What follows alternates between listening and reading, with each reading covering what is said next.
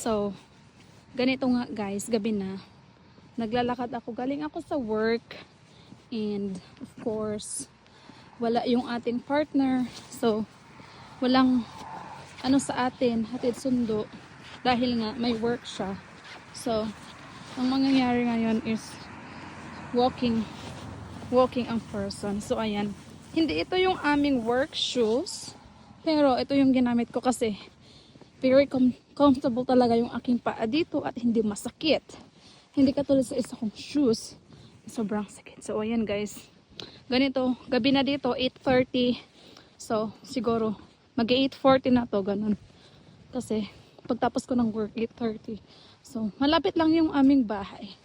So, ayan. Sa likod lang nito, doon lang. So, doon yung aming house.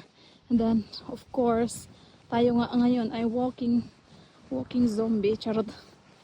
Kaya, ayan. I'm happy naman pala na maglakad. Kasi, maraming lights. Diba? Nakikita nyo yan. Lights. So, it's very safe talaga dito. Tsaka, okay lang kahit maglakad ka. There's no problem. Kasi, yan, nakikita nyo yan. O, diba? Maraming lights. So, hindi ka matatakot mag-isa maglakad sa gabi. Tsaka safe na safe. Wala pa akong nabalitaang pinatay dito. So far, 1 year na ako. Tsaka ito yung pinaka-safe na town dito sa America. Sa pagkakaalam ko lang ha. So, doon pala ako galing and then, pauwi na tayo ng bahay. So, yan. Masaya ako kasi makakapag-relax na naman ako at natapos na naman, success na naman itong gabi na to. Yun na. Hi guys. Diyan nga pala yung apartment namin. So, malapit na nga ako makarating sa bahay. Diyan na yung apartment namin. Yan lang dyan. Sa may ilaw na dyan. So, maraming ilaw dyan. So, bahala na kayo mag-isip kung saan. So, ayan. Walking. Hindi laging buhay princess. Lalo na kapag may trabaho si mister. Okay lang sa akin maglakad sa gabi pa lang. Ganda. Tsaka, alam nyo ba, gustong gusto ko maglakad. Namimiss ko na maglakad-lakad kasi, diba, nag-snow dito sa amin, nag-winter. So, ngayon, spring na naman.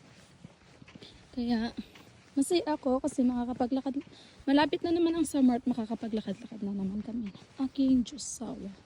So, ito yung hinahanap-hanap ng aking mga paa minsan. Yung lakad-lakad. Kaya lang hindi namin magawa kasi malamig. Pero, ngayon pala, alam nyo ba yun? Naka-coat ako pero parang ang init ng pakiramdam ko. So, hindi na pala siya malamig sa gabi. So, ayan. Ito, mga kabahayan. So, ayan, lakad-lakad for the flashlight ang person.